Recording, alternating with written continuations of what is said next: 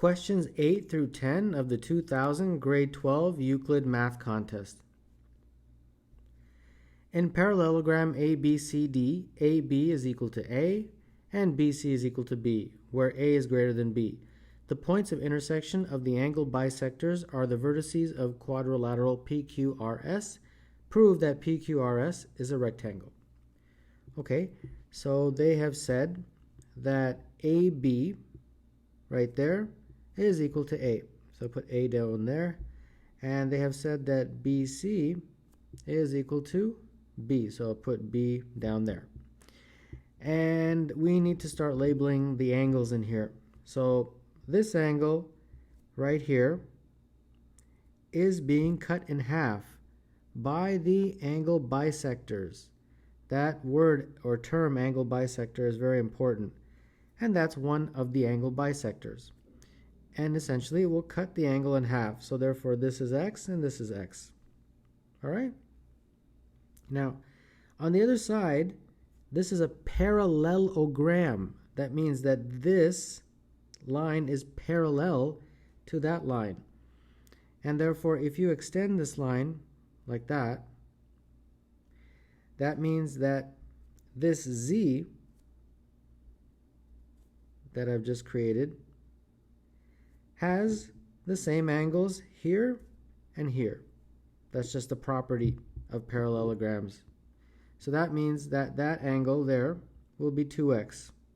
And if that angle is 2x, then that means since this is a parallel line to AB, this angle is 2x.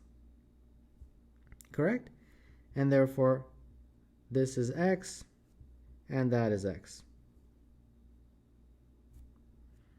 So far so good. And then we also need to label a few more angles. This is another angle bisector right here. And therefore it's going to cut these two angles.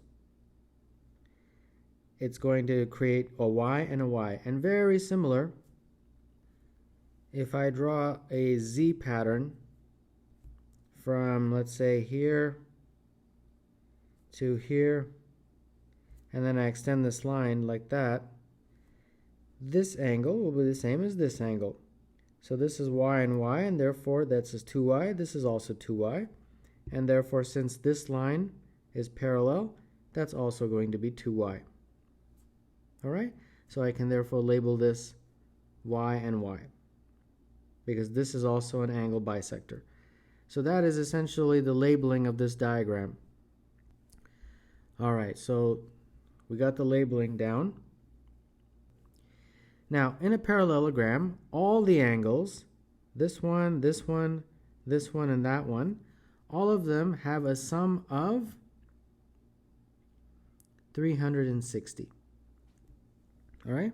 That's a fundamental property. So that means that 2x plus 2y plus 2x plus 2y is equal to 360. Like that. So this looks like 4x plus 4y is equal to 360. And if you divide through by 4, we're going to get x plus y is equal to 90. Like that. All right? So now the magic begins. We will show that there's a lot of right angles in here. The first one is this triangle right here. BRC, right there. X plus y is equal to 90, correct? So therefore, this angle must be 90 degrees. Okay, x plus y is 90, and that's 90. That fulfills the criteria that the sum of the angles in a triangle are 180. So we got that. If that's 90 degrees, we need to continue and show that all the angles in this PQRS are 90. If we can show that, we have proven that it is a rectangle. Now let's go over here. Look at this triangle right here, ADP. X plus y in that is 90 degrees. So therefore, this has to be 90 degrees. Correct? because the sum of the angles of a triangle are 180. Now this angle in here, what is that angle going to be? It's going to be 90. Why? Because those are vertically opposite angles. And vertically opposite angles are the same. Similarly, what is going to be that angle? Same thing, it's going to be 90 degrees because it is also a vertically opposite angle to that one. Okay, so we're making a lot of progress here. The next triangle is ABS. Look at that triangle right there. You'll notice in that triangle, this is X, this is Y, and therefore this has to be 90 degrees. And all we have to do is one more and we can prove that it's a rectangle. And that triangle is this one, DQC. In that triangle, notice we have a Y, we have an X, and since X plus Y is 90, the third angle in it must be 90 degrees. So there you have it. We have shown that in PQRS, which is right here, PQRS, all the angles are 90 degrees, and that proves that it is a rectangle. Now we turn to part B. Part B says that prove that PR is equal to A minus B. So they want you to prove that this line PR right there is equal to A minus B. All right? So going back to the diagram, I want you to look at this Z here that I'm going to draw. B to A, and then A down to M, and M to D. That Z pattern will tell you that this angle in here is X. Why? Because this is parallel to that. And that's really important because since that's X, that means that this is the same as this. It is an isosceles triangle. So I'll put two lines like that indicating isosceles. And you can do the same thing over here. If you draw a line from B to N, and then N down to C, and then C across, in that Z pattern, you'll notice that this angle is the same as that angle. And therefore, that angle in there is also X. So if that angle is X, this angle is X, then these two sides are the same. It is again an isosceles triangle, so therefore that side is the same as this side. But this side is B, so therefore this is B. Right here, from here to here is B. Okay? And then therefore from A to N, from here to here, has to be A minus B, right? Because the whole side is A, and then from N to B is B.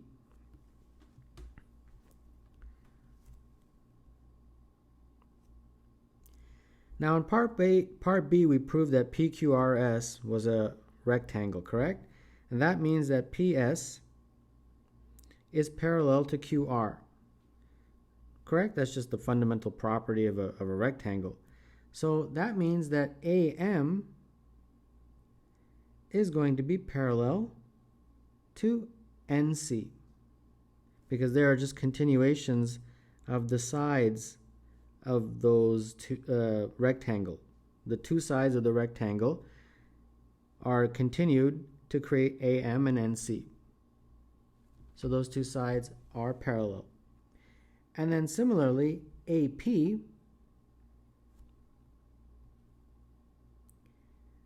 is parallel to NR, because AP is just part of AM, and NR is just part of NC.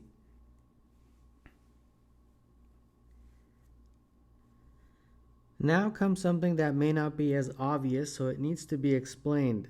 Look at triangles ADP. This one right here, I'll draw it in red, ADP. And we're going to compare it to triangle NRB. I know the diagram is getting a little cluttered, but we're almost done. I'll draw those two triangles out separately, and then you'll see something very clear. So this one was APD, and this triangle is NBR. All right? ADP and NBR, NRB, same thing. Now let's label it exactly the way we labeled it up there. Right triangle, X, Y, and this was a right triangle, although we didn't fill that in. It is. Everything's a right triangle there. Now look at these two triangles here.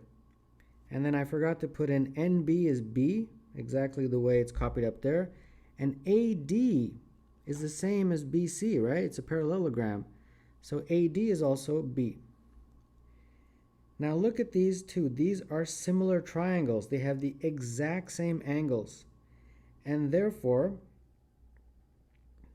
they have a very similar ratio of sides.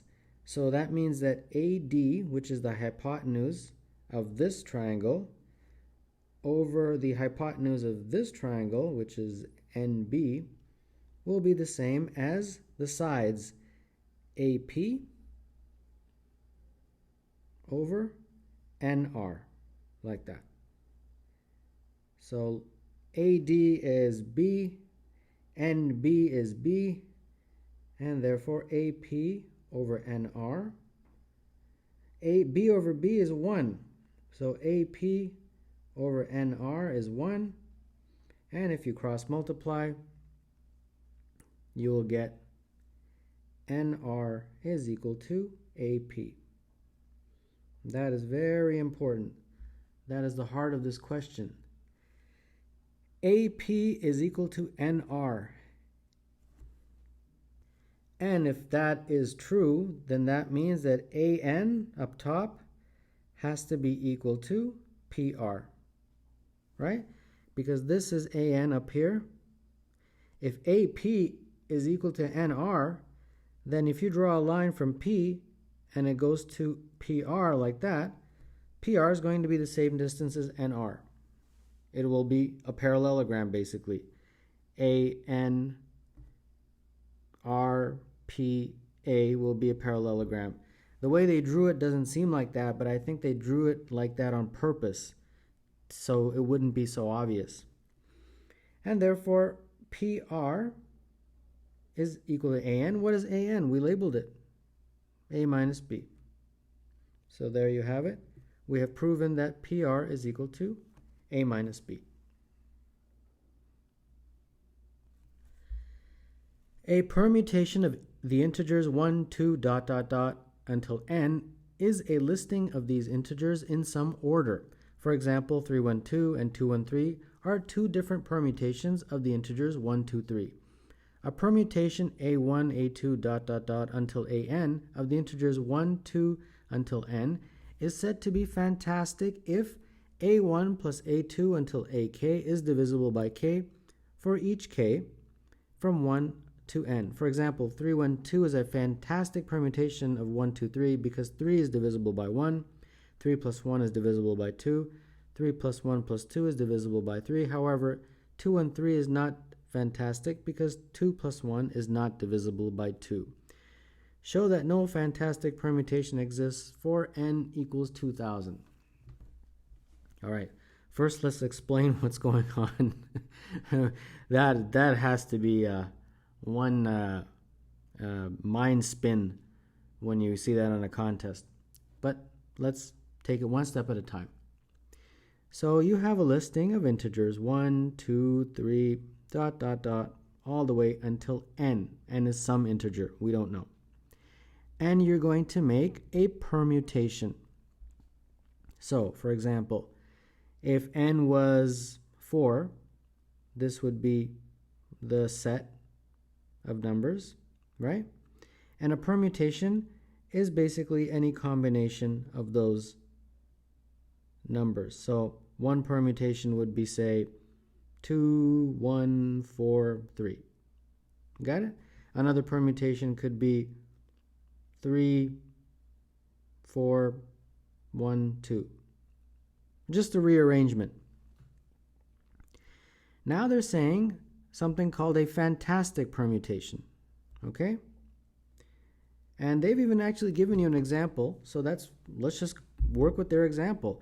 They've said that you've got a set 1, 2, 3, and you're making permutations. So the first permutation you made was 3, 1, 2. Is this fantastic or not? Well, this is the criteria. You take the first number, which is 3, and you divide it by 1. 1 represents the fact that it's the first, and they even tell you that. 3 is divisible by 1. Now you take the sum of the first two, which would be 3 plus 1. And that we have to have divisible by 2, because now we're dealing with the first 2. And that is indeed divisible. This is 3 and this is going to be 2. And they tell you that 3 plus 1 is divisible by 2. Then we go to the next one, which is the full 3 plus 1 plus 2. And that has to be divisible by 3, because now you're dealing with the third number. And this looks like 6 over 3, which is 2. So this permutation is fantastic. But if you create another permutation, like for example 2 and 3, it's not fantastic, because 2 is indeed divisible by 1, but 2 plus 1 is not divisible by 2. Right? So I hope that makes sense. If it doesn't make sense, read it over, understand the question first, and then move forward with the rest of the solution. So part A says, show that no fantastic permutation exists for n equals 2000. Okay? So if n equals 2000, our numbers would be 1, 2, 3, 4, and ... all the way up till 2000. And we've got to create some permutation like A1, A2, A3. We don't know. It's in some order. Some of these numbers, we're mixing them around all the way up to the 2000th term, like that. This is one such permutation. Like, for example, this could be a 5, this could be 512, this could be 167, this could be 280. You see what I mean? We don't know. That's why we're representing them by A's. So now we employ the criteria for a fantastic permutation. What is the criteria? The criteria is that the first one, A1, has to be divisible by 1. Okay? The next criteria is that A1 plus A2 has to be divisible by 2. The next criteria, A1 plus A2 plus A3 must be divisible by 3. And so on, ...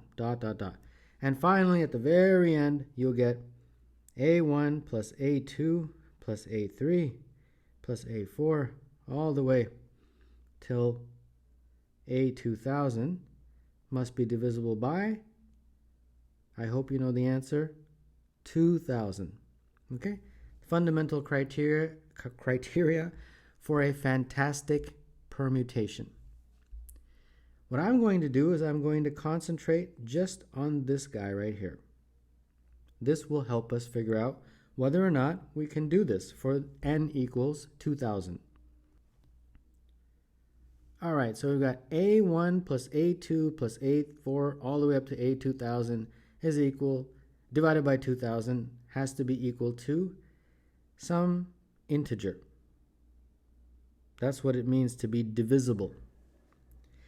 Well, A1, A2, A3, A4, all the way up to A2000, we don't know the order right? When we made this permutation, we don't know the order, but we do know what all the numbers are. All the numbers are these guys. So when you add them all up, it doesn't matter what the order is. When you add them up, the sum will be the same. So that sum up there, SUM, is going to be the same. It's going to be the sum of all of those numbers. Remember, the permutation might be in some completely different order. The numbers will be jumbled around. This could be a 113, this could be a 4, this could be a 911, blah, blah, blah, right? But when you add them all up, the sum will be the same as the sum of all of those numbers. I hope that you agree with me. So what is the sum of all of those numbers? Well, it's just 1 plus 2 plus 3 plus 4 all the way up to 2,000. Okay? And that is all over 2,000 like that. Now, do you remember a formula that you use to add up consecutive integers? It's n times n plus 1 over 2, where n is the largest one. So use that formula. It's a lot quicker than manually adding 1 plus 2 plus 3. So that formula would give you 2,000 times 2001 over 2. And then, of course, we've got all of this over 2,000. All right? So this becomes 2,000 times 2001 all over 2, and then invert and multiply the 2,000. So the 2,000s cancel, and you get 2001 over 2, which is 1,000.5. Is this an integer? Remember, this had to be an integer. That's the only way this could be divisible, if the answer is in an integer. It's not an integer. And therefore, when n equals 2,000, we cannot have a fantastic permutation. No fantastic permutation is possible. So I hope that made sense. I tried to be as careful as possible in explaining it. Now, don't forget there's a part B. Does a fantastic permutation explain for n equal to 2001? Explain. Okay, same kind of story. We have 1, 2, 3, 4, all the way up till 2001 as our numbers.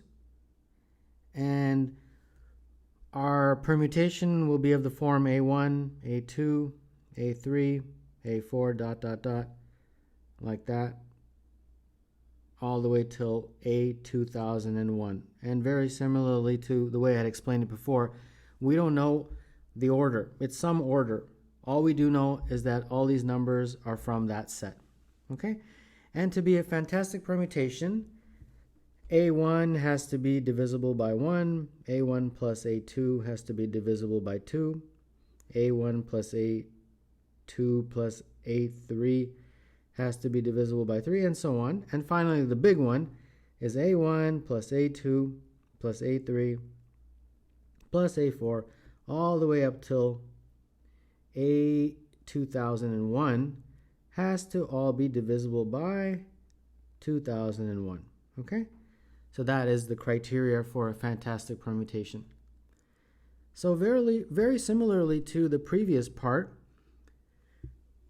we know that these numbers are all these numbers. So even though the order might be rearranged in some way, the sum is the same. So the sum will be 1 plus 2 plus 3 plus 4 all the way up till 2001.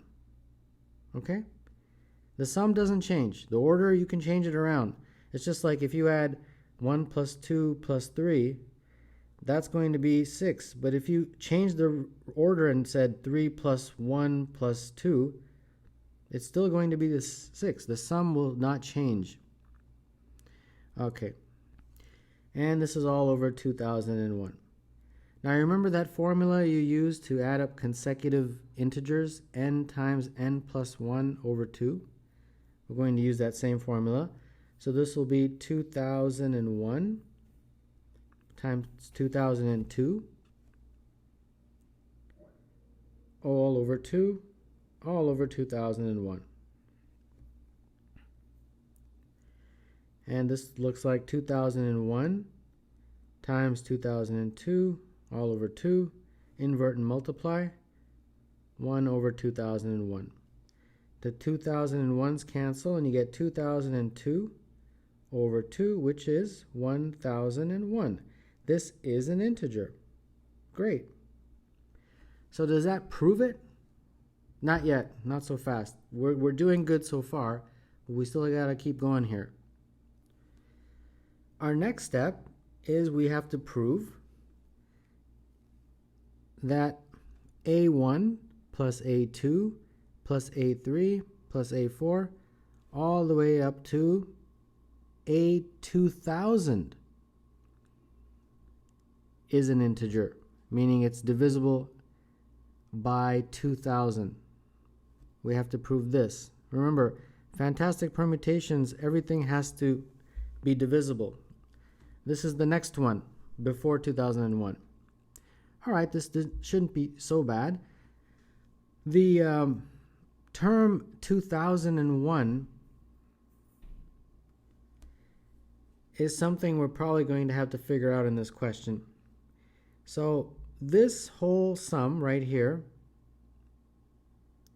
is basically the total sum, which is A1 plus A2 plus A3 dot dot dot A2001 minus A2001 all over 2000, like that. Correct? Just pause it if you're not convinced and think about it. Now this total sum we know is 1 plus 2 plus 3 all the way up till 2001 minus A2001 all over 2000, like that. And then the top, we know our formula is n times n plus 1 over 2, like that. So we can just put that in there. So we got 2001 times 2000 and 2 all over 2 minus A2001 all over 2000, like that. And this looks like some big long number, 2,003,001, like that, minus A2001 all over 2000. And this has to be an integer for our fantastic permutation requirements to hold true. And how do you make this an integer? Well, fiddle around with this, and this can only be an integer if A2001 is equal to 1001. It's the only possibility. Because remember, A2001 is one of the terms between 1 and 2001. It's anywhere between 1 and 2001. And of all these numbers, the only one that makes this expression an integer is 1001. So only true if A2001 is equal to 1001.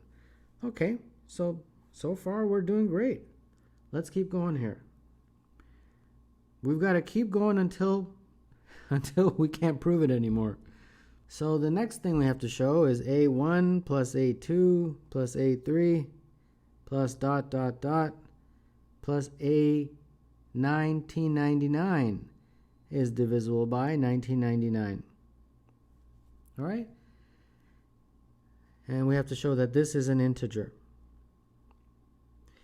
And very similarly to what I did above, this is equal to the full sum A1 plus A2 plus A3 plus dot dot dot A1999,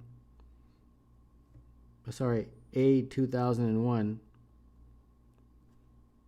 like that, minus A 2001 minus A 2000. All right? I hope you're convinced that this is equal to that up there. All over 1999. Well, the total sum, remember, it was 2001 times 2002 all over 2 minus A 2001, which we calculated already right here, 1001. So I can just put that in there. 1001 minus A 2000. All right. And this is all over 1999. And this has to be an integer. 2003,001 minus 1001 minus A 2000 all over 1999. And this is 200,2000 minus A 2000 all over 1999. All right? And we have to show this is an integer. Now, our boundaries for A 2000, it's anywhere between 1 and 2001, correct?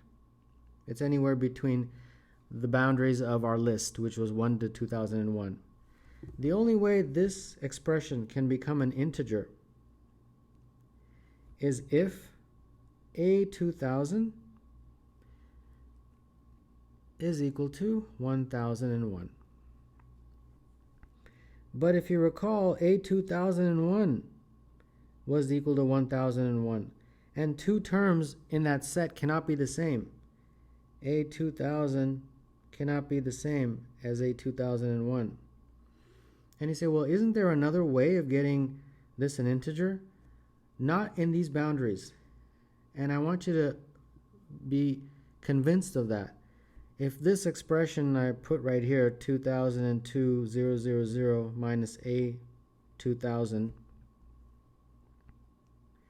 and this is divided by 1999, and I made a little table, and I said, how can I make this an integer for values of A 2000? Well, it becomes an integer if you make it A 2000 equal to 1001. This expression becomes 1001. Interestingly, the same thing.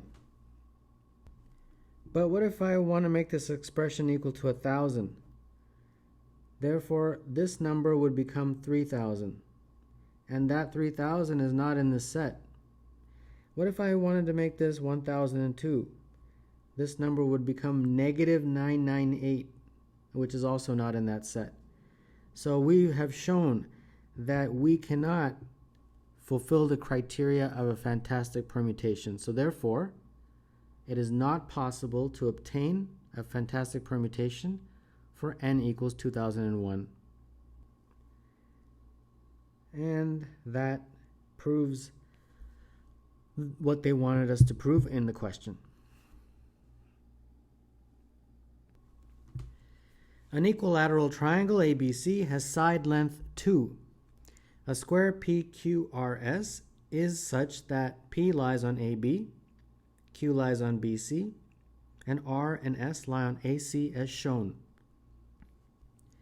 The points P, Q, R, and S move so that P, Q, and R always remain on the sides of the triangle, and S moves from AC to AB through the interior of the triangle.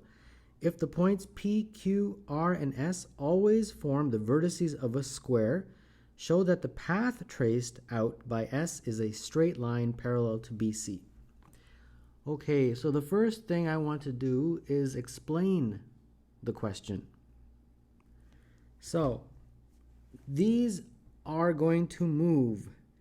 R is going to move in this direction here, this way.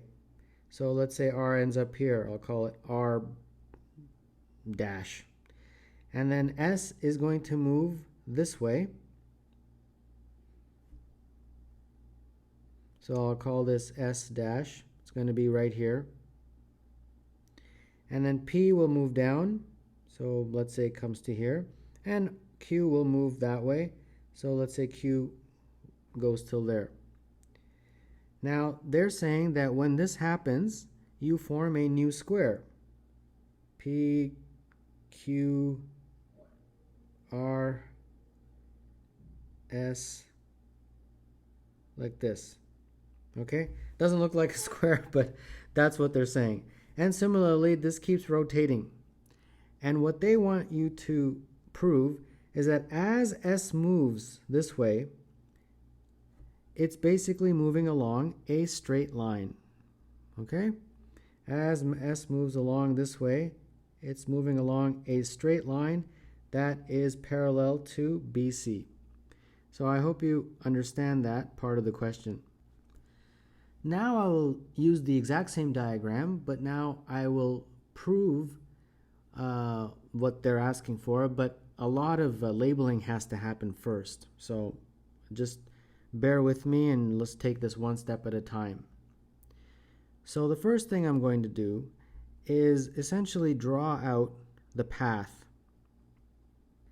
So let's say as S moves along, it follows this path right here. Okay? And eventually it will end up on the other side. That is the path that S will follow. Now, when they say prove that the path traced out by S is a straight line that is parallel to BC, we want to show that this line that I drew in blue is parallel to BC. And how do we do that? What could we prove that would satisfy that? Well, if we show that the distance between this blue line and BC, so let's say the distance is from here to here, that distance is always the same. No matter where I draw a distance from, it will always be the same. So show that the distance from S to BC is always the same. As S moves along, it's going to maybe be here, it's going to be here, doesn't matter. But wherever S is, if I draw a line, drop a perpendicular to BC, that distance will always be the same. That is my goal in this question. All right, let's start this question and let's start labeling. So the very first thing I'm going to do is I'm going to label RQV right here. I'm going to drop a perpendicular and make a triangle called RQV. So like that. And therefore, I'm going to label this angle in here theta. All right? And I'm going to also label the side of the square x like this. The square has 4 equal sides, as everybody knows, and one of them is x. And therefore, in triangle RQV, we can use Pythagoras or we can use just trigonometry. I prefer trigonometry. It's probably less confusing.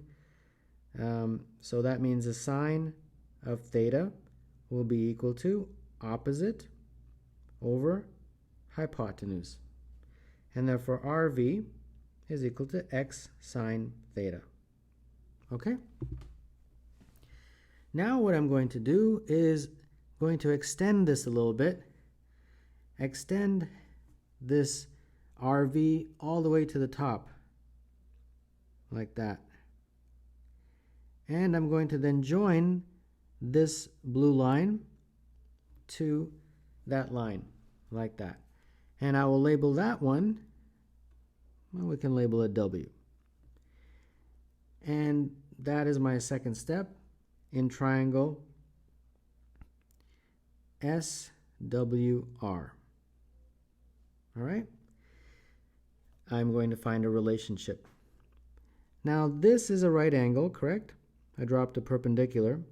And then therefore this angle in here is 90 minus theta, right? This is 90 degrees. And then therefore this has to be theta, because all the angles must equal 180. So if you add theta plus 90 minus theta, you'll get 180. And this is a right angle right there. So in triangle SWR, I can find a relationship with theta, and that will be cos. Cos of theta is equal to WR over X, right? Because this is also X. It's just the side of the square. So therefore, WR is equal to X cos theta.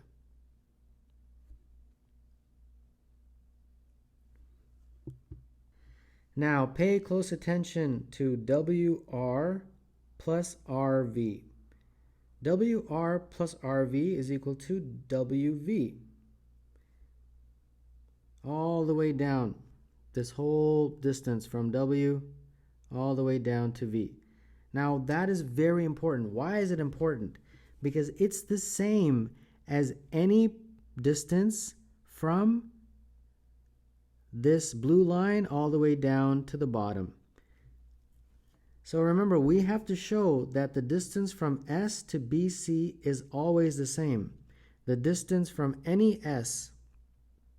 So for example, if this is S, our new S, like S dash, the distance from any S to BC has to be the same.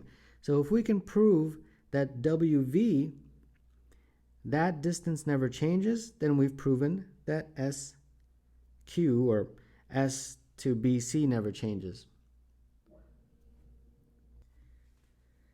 So what I did was I drew a little U in there just to kind of denote the point where that red line touches BC. And S up here, S dash, is basically as S is moving along.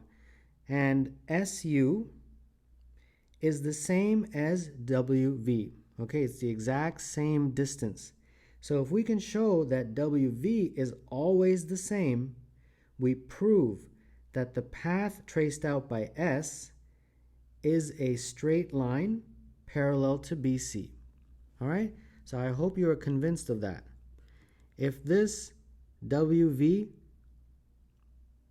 is always the same, regardless of X and regardless of theta, then that means that SU is also always the same. So no matter where S is, whether it's there or whether it's here or whether it's here, this distance is the same. And if the distance is the same, that means that blue path is a straight line parallel to BC. All right? So that is what we're going to do from now on in this question. So that was part 3. Now we're moving on to part 4. Part 4 is I want you to look at the line BC. And I'm going to have to, of course, bring that diagram back because the diagram is very important. Alright, so I made the same diagram. I've just enlarged it a bit. And I put the exact same things. I'm going to add just a few more things here. I'm going to drop one perpendicular from P down to the bottom. And I'm going to label that T. And now I want you to look at, so this was part 4 of the question, look at line BC, right, all the way down here. That line is broken up in my diagram into 4 segments, BT, TQ, QV, and VC. All right, so if I'm going to try to figure out the WV is constant as it moves along S, that line created by S, I have to first figure out something about BC. All right? So now each of these I have to figure out individually. And that can be done in a straightforward way with triangles. So the first one, I can do this in any order. Let's just do the easy ones first. I think the easiest one is QV. So let's do QV first. So we got QV. Well, to figure out QV, of course, I'm going to use QVR as my triangle right there. And if I do that, you'll see the following. So instead of making the diagram more cluttered, I'm just going to write it over here. Q, V, and R, right? That's that triangle. And this is X, and this is theta. So therefore, if I use trigonometry, I'll use cos. Cos of theta is equal to QV over X. And therefore, QV is equal to X cos theta. All right? So that is our first one. So we've got one so far. Where would you like to go next? I think something easy. All right, I think TQ should be next. How about that? TQ. So TQ, before I try to figure it out, I have to actually draw in some angles. That's a right angle because that was a perpendicular. This is a right angle because that's a square. And then therefore this is going to be 90 minus theta. And then therefore this has to be theta right up here. Okay? So I've got P, T, Q. This is a right angle. This is theta. And I can find a relationship there. This is X, of course. That's X. And let's see what we get. So I'll use sine. Sine of theta is equal to TQ over X.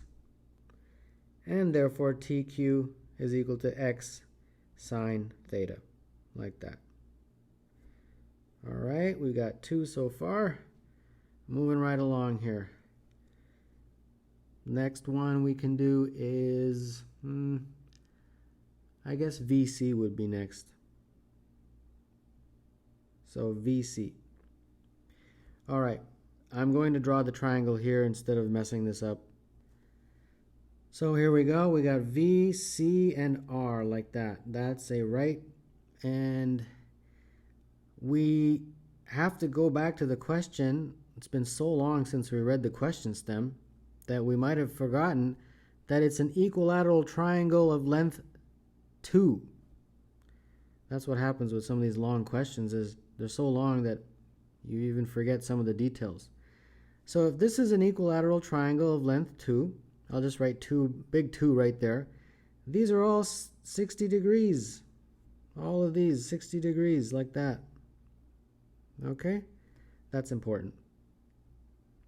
So let's proceed with our VC here. This is 60 degrees like that, and therefore this is 30 degrees. And if you remember, in a 30, 60, 90 triangle, the ratio of the sides are 1, 2, and root 3 like that. Okay? So we can figure out this side right here first.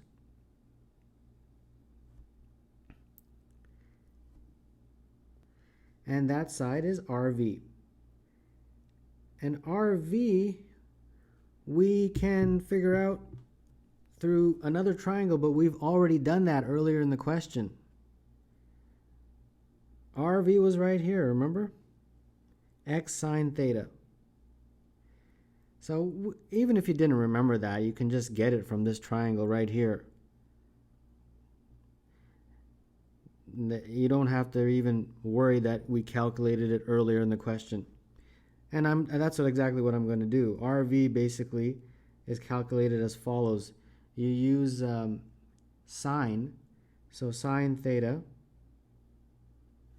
in this triangle right here is equal to RV over X, and therefore RV is equal to X sine theta, like that. Okay? And therefore, if we're trying to figure out VC, VC over RV, we use the ratio of the sides in this 30, 60, 90 triangle is going to be 1 over root 3, like that. Okay? And therefore, we got VC over x sine theta is equal to 1 over root 3. And therefore, VC looks like x sine theta over root 3. All right, so we got VC. And I believe we only have one more to get. And we got QV, we have TQ, we have VC. We just need BT and we are done. Well, we're not done, but we're done with this part. So I'll do that here. This is our last one, BT. Okay, so BT is very similar. I'll draw it out. So we've got B, we've got T, and that letter is P. Okay, and this is 60, and this is 90, and that's 30. Right? And if you look at this triangle in here, PTQ, right there, we can use that triangle to figure out PT. Okay? So from triangle PTQ, so we can use this triangle to get PT. So we have, let's say, the cos of theta is equal to PT over x, and therefore PT is equal to x cos theta. And therefore we can now use this triangle right here, PBT, to figure out BT. So again, the ratio of the sides are 1, 2, and root 3, like that.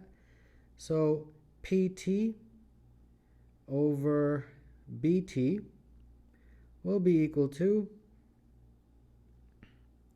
root 3 over 1, like that. So PT is x cos theta,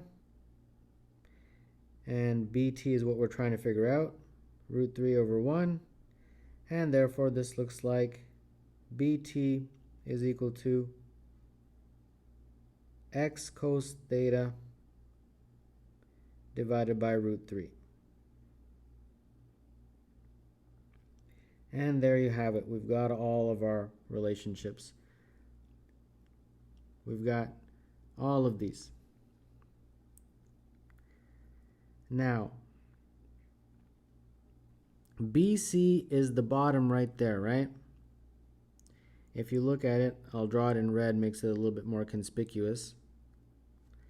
BC is the entire bottom right there. And BC is equal to BT plus TQ plus QV plus VC. All right? This is our next step.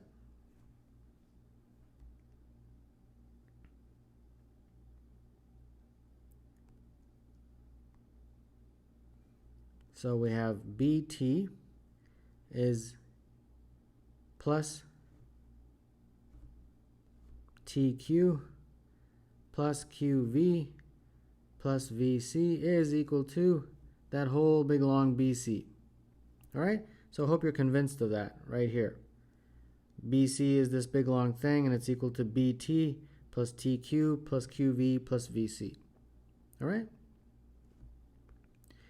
But we know that BC is equal to 2. They gave you that in the question all the way back at the very beginning. ABC has side length 2. So that means this is 2.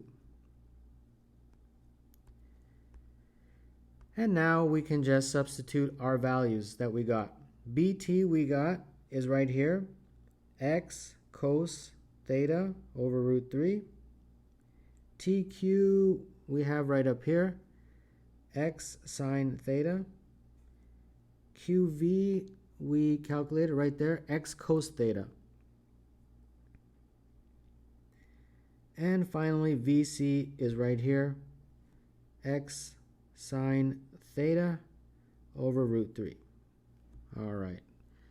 This should do it for us.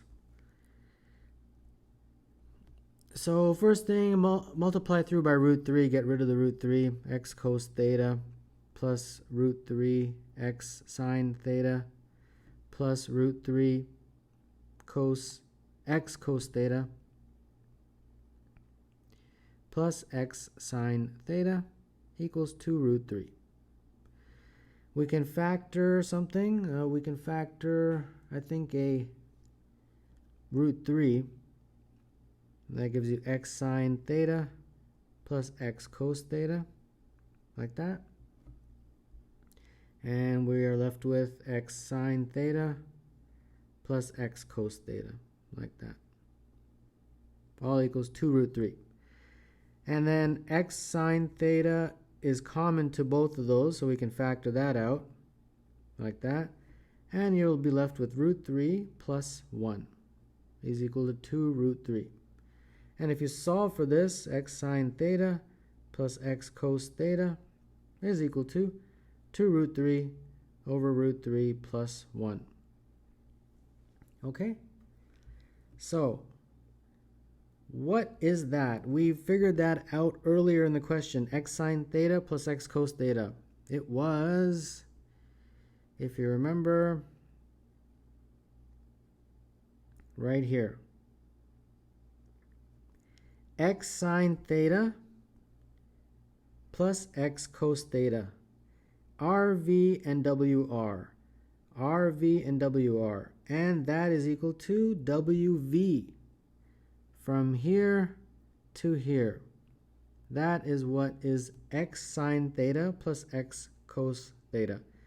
WR plus RV. So this becomes WR plus RV is equal to 2 root 3 over root 3 plus 1. And WR plus RV was just WV is the same. So we have shown that WV is always the same.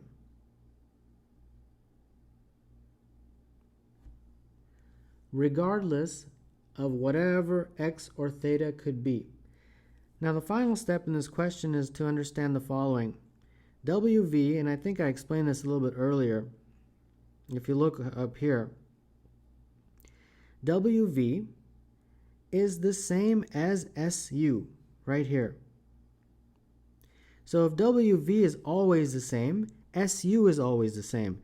No matter where S is on that blue line, it will always be the same distance. And because it's always the same distance, that shows that that blue line is a straight line that is parallel to BC. And that is what I wrote here, right there. SU is the same as WV. So if we can show that WV is always the same, we prove that the path traced out by S is a straight line parallel to BC. And we did indeed do that. We proved that WV is always the same regardless of x or theta. Therefore, since WV is equal to S dash U, we have proven that the path traced by S is a straight line parallel to BC.